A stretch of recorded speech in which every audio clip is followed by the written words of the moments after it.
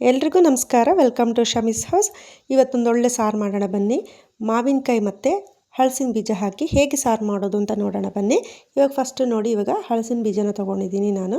ಅದ್ರ ಸಿಪ್ಪೆಲ್ಲ ಬಿಡಿಸಿಟ್ಕೊಂಡಿದ್ದೀನಿ. ಇದನ್ನ ಈಗ ಈ ಥರ ಚಿಕ್ಕದಾಗಿ ಕಟ್ ಮಾಡ್ಕೊಳ್ಳೋಣ. ನಿಮಗೆ ಕಟ್ ಮಾಡ್ಕೊಳ್ಳೋದು ಬೇಡ, ಇಡೀ ಹಾಗೆ ಹಾಕ್ತೀವಿ ಅಂದ್ರೂ ಹಾಕ್ಬೋದು, ಅದೇನು ತೊಂದರೆ ಆಗೋಲ್ಲ. ಇವಾಗ ನೋಡಿ, ಇದನ್ನು ನಾನಿವಾಗ ತೊಳೆದಿಟ್ಕೊಂಡಿದ್ದೀನಿ. ಇವಾಗ ಇದನ್ನು ಒಂದು ಕುಕ್ಕರ್ ತೊಗೊಂಡು ಅದಕ್ಕೆ ಹಾಕ್ಕೊಳ್ಳೋಣ. ಇವಾಗ ಇದಕ್ಕೆ ಉಪ್ಪು ಮತ್ತು ಅರಿಶಿನ ಎರಡನ್ನೂ ಹಾಕ್ತಾಯಿದ್ದೀನಿ. ಎರಡನ್ನೂ ಹಾಕಿ ಸ್ವಲ್ಪ ನೀರು ಹಾಕಿ ಒಂದು 2 ವಿಷಲ್ ಕೂಗಿಸ್ಕೊಳ್ಳೋಣ. ಇದು ಸ್ವಲ್ಪ ಚೆನ್ನಾಗಿ ಬೇಯಬೇಕು. ಅಷ್ಟರೊಳಗೆ ನಾವು ತೆಂಗಿನಕಾಯಿ ಆಡಿಸ್ಕೊಳ್ಳೋಣ ಬನ್ನಿ. ಈಗ ಒಂದು ಮಿಕ್ಸಿ ಜಾರ್ಗೆ ಒಂದು ಅರ್ಧ ಹೋಳು ತೆಂಗಿನಕಾಯಿ ತುರಿದಿಟ್ಕೊಂಡಿದ್ದೀನಿ, ಅದನ್ನು ಹಾಕ್ತಾಯಿದ್ದೀನಿ. ಈಗ ಜೀರಿಗೆ ಒಂದು ಅರ್ಧ ಸ್ಪೂನು, ಒಂದು ಹಸಿಮೆಣಸು, 2 ಬೆಳ್ಳುಳ್ಳಿ, ಇಷ್ಟನ್ನು ಹಾಕಿ ಒಂದು ಸ್ವಲ್ಪ ನೀರು ಹಾಕಿ ನೈಸಾಗಿ ಆಡಿಸ್ಕೊಳ್ಳೋಣ. ನೋಡಿ, ಇವಾಗ ನಾನು ಆಡಿಸ್ಕೊಂಡಿದ್ದೀನಿ, ನೈಸಾಗಿದೆ. ಇದು ಇವಾಗ ಬೆಂದಿದೆಯಾ ಅಂತ ನೋಡೋಣ ಬನ್ನಿ.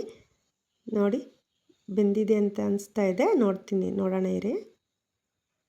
ನೋಡಿ, ಚೆನ್ನಾಗಿ ಬೆಂದಿದೆ ಈಗಿದೆ.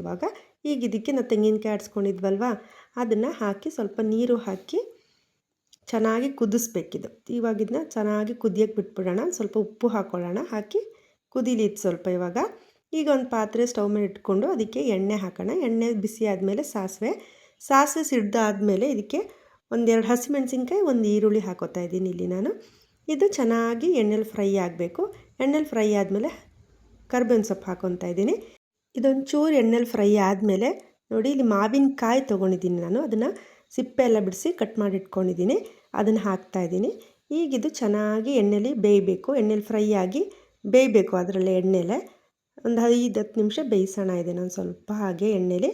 ನೋಡಿ, ಇವಾಗ ಒಂದು 5-10 ನಿಮಿಷ ಆಗಿದೆ, ಬೆಂದಿದೆ ಇವಾಗ. ಓಕೆ, ಇದು ಇವಾಗ ಆಗಿದೆ.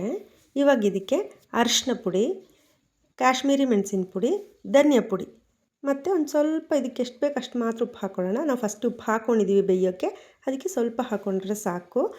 ಈಗ ಪುಡಿಯೆಲ್ಲ ಒಂಚೂರು ಎಣ್ಣೆಲಿ ಫ್ರೈ ಆಗಲಿ. ನೋಡಿ, ಈಗ ಆಗಿದೆ. ಇವಾಗ ಅದು ಕುದೀತಾ ಇದೆ, ಅದನ್ನು ಇದಕ್ಕೆ ಹಾಕ್ಕೊತಾ ಇದ್ವಿ. ನೋಡಿ, ಈಗ ಹಾಕ್ಕೊಂಡು ನೋಡಿ ಈ ಥರ. ಇವಾಗಿದು ಚೆನ್ನಾಗಿ ಕುದಿಬೇಕು.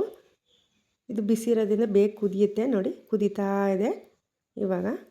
ನೋಡಿ, ಇದಾಗಿದೆ, ಚೆನ್ನಾಗಾಗಿದೆ ಅಲ್ವಾ. ಸರ್ವ್ ಮಾಡೋಣ ಇವಾಗ. ನೋಡಿ, ಎಷ್ಟು ಚೆನ್ನಾಗಾಗಿದೆ ಅಲ್ವಾ. ತುಂಬಾ ರುಚಿಯಾಗಿರುತ್ತೆ. ರೈಸಿಗೆ, ಚಪಾತಿಗೆಲ್ಲ ಸೂಪರಾಗಿರುತ್ತೆ. ಎಲ್ಲರೂ ಮನೇಲಿ ಟ್ರೈ ಮಾಡಿ ಹೇಗೆ ಬಂತು ಅಂತ ಕಮೆಂಟ್ ಮಾಡಿ, ಸಬ್ಸ್ಕ್ರೈಬ್ ಮಾಡಿ, ಸಪೋರ್ಟ್ ಮಾಡಿ. Thank you.